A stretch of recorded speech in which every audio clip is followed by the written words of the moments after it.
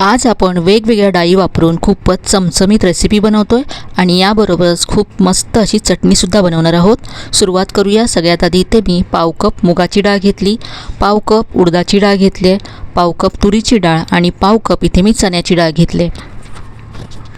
डाळींमध्ये पाणी घालायचं आणि डाळी 2 ते 3 वेळा स्वच्छ धुवून घ्यायच्या आहेत। धुतल्यानंतर यातलं पाणी मी काढून टाकलं आहे। यानंतर यामध्ये पुन्हा पाणी घालून या डाळी 5 ते 6 तास आपल्याला भिजत घालून ठेवायच्या आहेत। तर इथे 5 तासानंतर डाळी छान अशा भिजल्या गेल्यात। आता यातली साधारण 2 चमचे डाळी मी काढून बाजूला ठेवते, जे आपण नंतर वापरणार आहोत आणि उरलेल्या डाळी आता आपण वाटून घेणार आहोत। यातलं सगळं पाणी निथळून या मिक्सरच्या भांड्यामध्ये काढून घ्यायचे आहेत। वाटताना अजिबात पाणी घालायचं नाही आहे।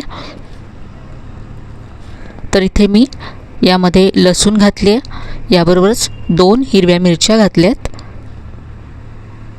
आणि पाणी न घालता जाडसर असं हे वाटून घ्यायचं आहे। तर इथे पहा, सगळं मी इथे वाटून घेतलं आहे आणि पाहू शकता हे असं जाडसर आहे। अख्खी डाळसुद्धा मध्ये मध्ये दिसते। आता ज्या डाळी आपण सुरुवातीला बाजूला काढून ठेवल्या होत्या त्या यामध्ये घालायच्या आहेत आणि ह्या दाताखाली आल्यानंतर खूप छान लागतात। आता आपण एक मसाला तयार करूया।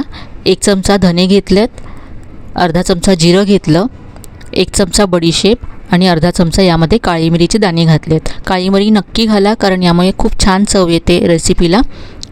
हा मसाला मी असं जाडसर वाटून घेतला। हा सगळा मसाला यामध्ये काढून घ्यायचा आहे। यानंतर यामध्ये कांदा घातला आहे, कढीपत्ता अगदी बारीक चिरून घालायचा आहे। कढीपत्त्याची चवसुद्धा खूप छान लागते यामध्ये।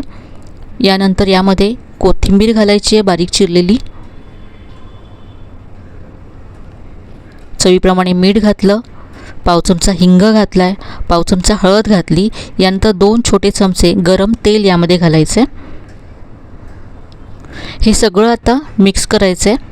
तर आज आपण डाळवडा बनवतो आहे। डाळवडा हा चण्याच्या डाळीपासून बनवला जातो, पण इथे मी सगळ्या डाळी मिक्स केल्यात।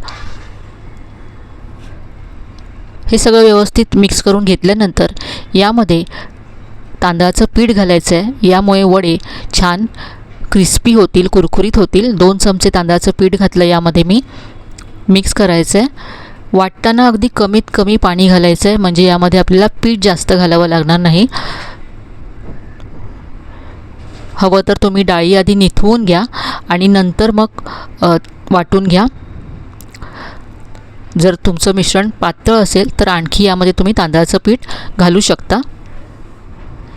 आता याचे वडे असे हातावरती थापून घ्यायचे आहेत। पहा, अगदी पातळ करायचे आहेत आणि याच्या कडा अगदी पहा अशा पातळ करून घ्यायच्या आहेत।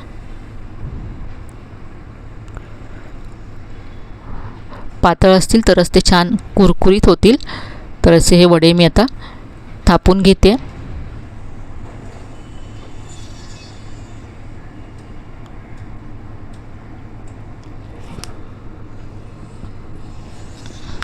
खूप छान होतात हे वडे आणि याबरोबर मी तुम्हाला आज जी चटणी दाखवणार आहे त्याबरोबर हे वडे खूपच मस्त लागतात। त्यासाठी शेवटपर्यंत व्हिडिओ पहा। तर इथे वडे तयार करून घेतलेत, हे आता आपण फ्राय करूया। तर इथे एक तेल मध्यम असं गरम करायचं आहे। तेल कडकडीत गरम करायचं नाही आहे। तेल जर जास्त गरम असेल तर टाकल्या वडे वरून ब्राऊन होतील आणि आतून कच्चे राहतील। डाळ आतपर्यंत शिजली गेली पाहिजे, म्हणून मीडियम असंच तेल गरम करायचं आणि नंतर मीडियम फ्लेमवरतीच आपल्याला वडे फ्राय करायचे आहेत। टाकल्या लगेच हे आपल्याला हलवायचे नाही आहेत। थोडेसे सेट झाल्यानंतरच हलवायचे आहेत, नाहीतर ते तेलामध्ये कुस्करू शकतात, कारण आपण अगदी पातळ असे वडे केले आहेत। तर असे मध्ये मध्ये हलवून मीडियम फ्लेमवरती वडे हे छान क्रिस्पी होईपर्यंत फ्राय करायचे आहेत। तर इथे पहा, वडे तयार झालेत। रंगसुद्धा खूप छान आला आहे। काढून घेऊया, तेल निथून काढून घ्यायचे आहेत आणि आता आपण चटणी तयार करूया।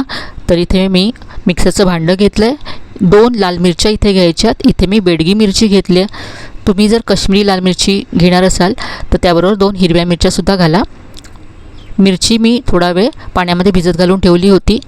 थोडासा कांदा घातला, पुदिना घातला आहे, यानंतर 5 ते 6 लसणीच्या पाकळ्या घातल्यात, थोडीशी चिंच घातली, अर्धी वाटी ओलं खोबरं घातलं, 1 चमचा भाजलेले चणे घातलेत, चवीप्रमाणे यामध्ये मीठ घालायचं आहे आणि अर्धा चमचा मी इथे साखर घातली.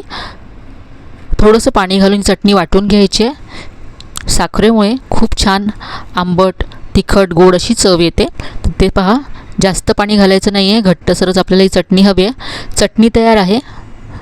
तर इथे पहा, हे आपले वडे आणि चटणी, अगदी मस्त अशी रेसिपी आहे. एकदा तरी तुम्ही ही नक्की ट्राय करून पहा. तर इथे पहा, एक वडा मी तुम्हाला तोडून दाखवते. वरून क्रिस्पी, आतून सॉफ्ट असे हे वडे खूप छान लागतात.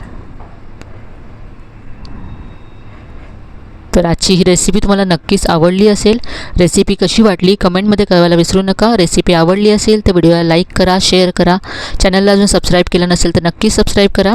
चला तर पुन्हा भेटूया. तोपर्यंत धन्यवाद.